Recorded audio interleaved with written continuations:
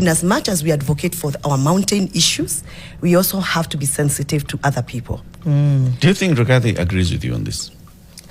He doesn't have to necessarily agree with me. Because now, but if it's a fact, like you it's said a fact. Earlier, he has a lot of sway in the mountain. Yeah. Right? Yeah. But he is not speaking the language that you're speaking. No, Rigathi needs to realize that he has the mountain with him. He doesn't have to talk much and punch again about the mountain. He already has the mountain.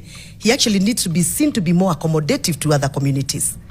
He needs to be seen to be advocating the same energy he's using for the mountain. He needs to be seen to be advocating for the people who are evicted in other areas. He needs to be seen to be advocating for the forgotten communities of this country. Yeah, if really he's a national leader, we need to see Rigathi Gachagua use the same energy and stamina to fight for other Kenyans other than just the people of the mountain. That's my take. He may like it or not like it, but I think that to me that's my approach. He has a very good he has a good way of pushing issues.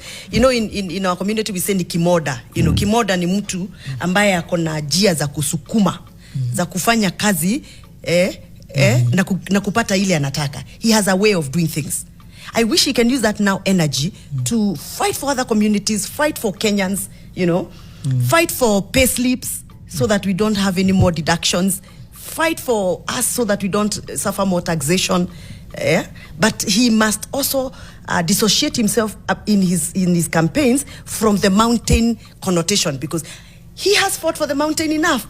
By the way, the other day he talked about PSAs who are just about to be removed from government. When he spoke about it, William Ruto was scared. He had to spare them.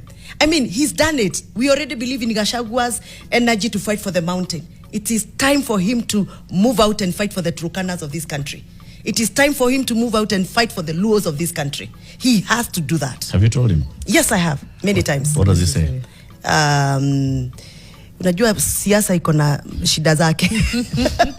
That's what he says. No, not what he says.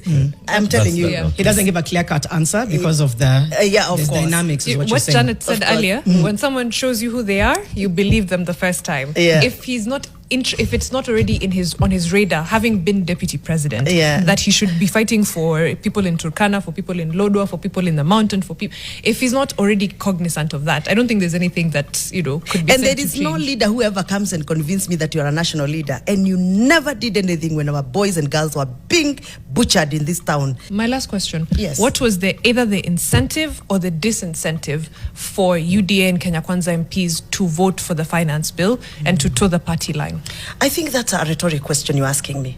No. Because there are many stories of people being given money. You've heard people say they were given money. It's in the public arena. And people had to toe the line because the offer was just too tempting, I hear. You hear? But no one offered you. No, nobody can dare.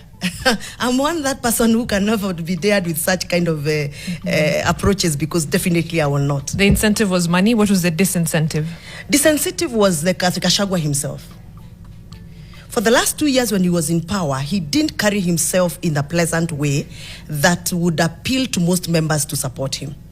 He was a bit too abrasive. His language was a bit too off-key.